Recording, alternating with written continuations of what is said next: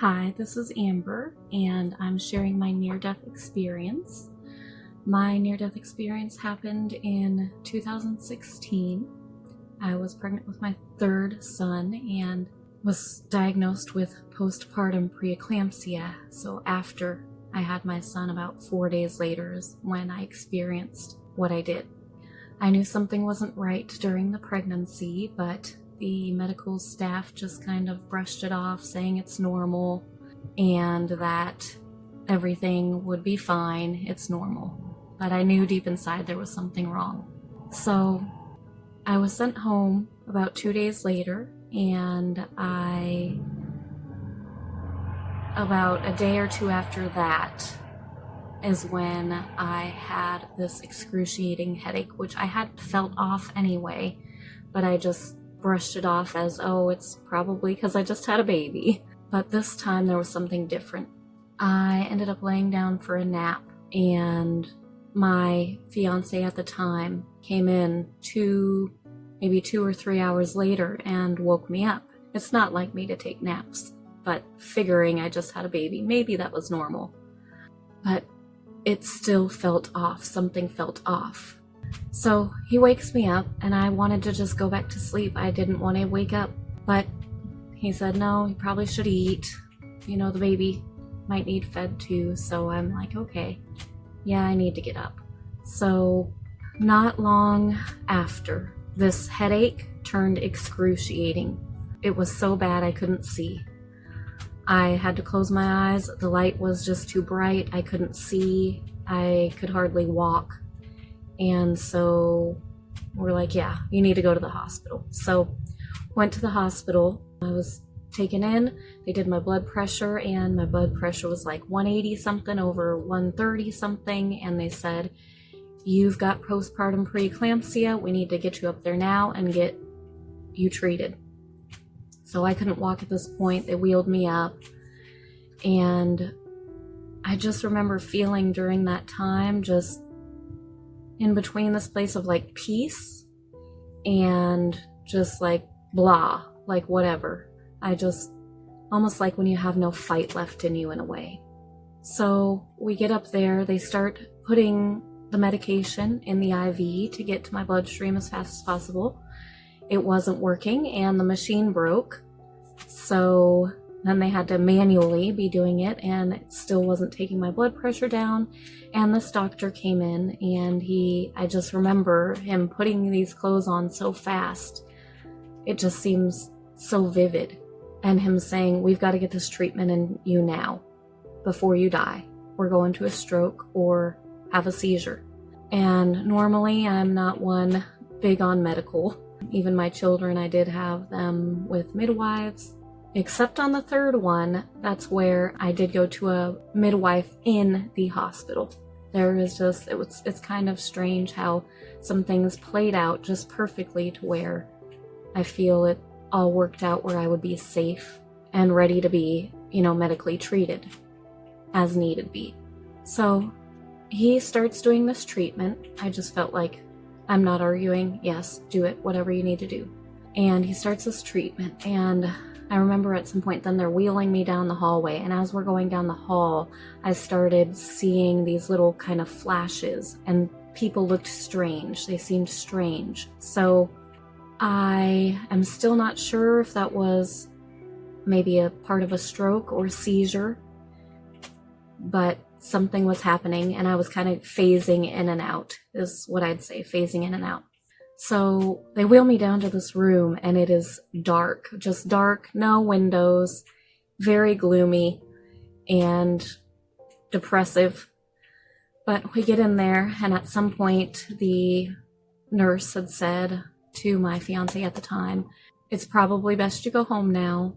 She needs to rest. You need to rest, go be with the baby and all that stuff. And I agreed and said, yeah, that's a good idea.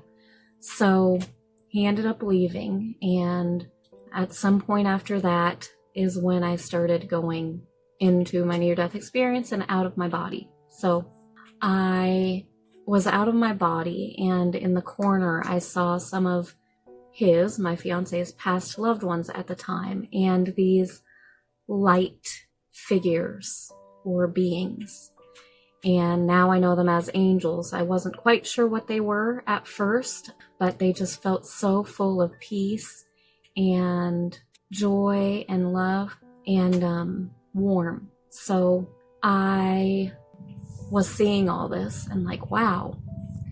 And then at some point we go, what I like to describe, it looked or reminded me of like a wormhole.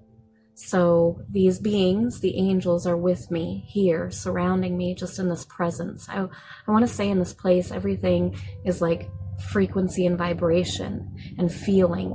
Although I didn't feel like I would here on earth, but I felt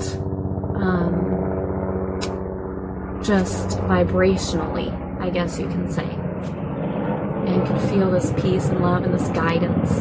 And Divine Mother, Mother Mary, Divine Mother was with me, and I just felt her warm embrace, and she said, I am you, you are me.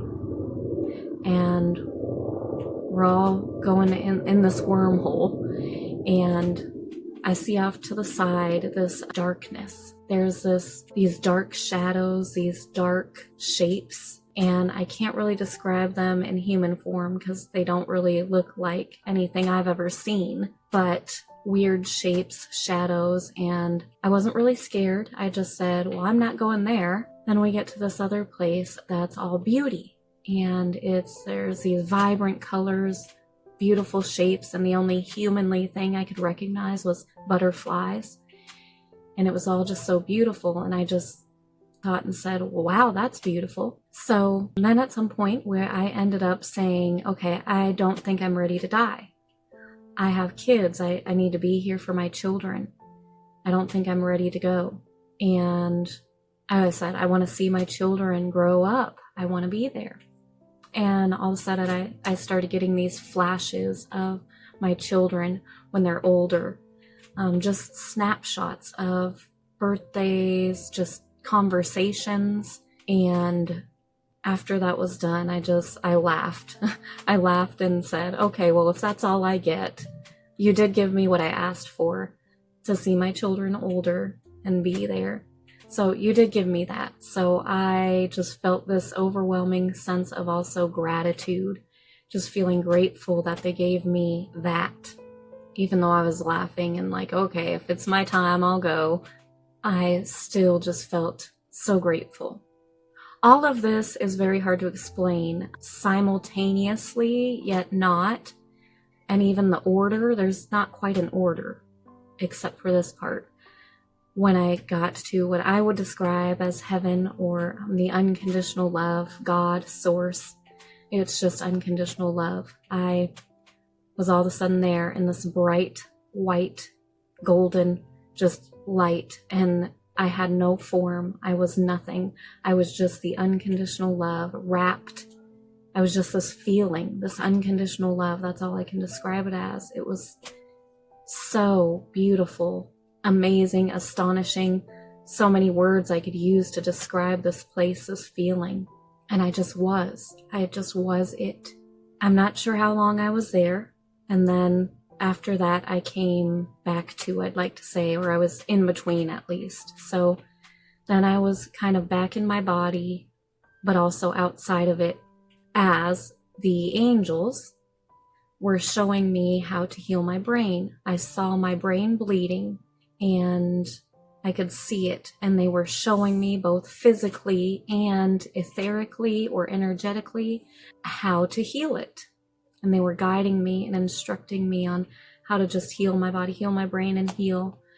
And I was just doing it. And there was this message, not really said, but just within me, like, this is what you do. You're a healer and a messenger. So as I finally came back to, I'm like, wow, I've got a lot to learn. I don't know what just happened.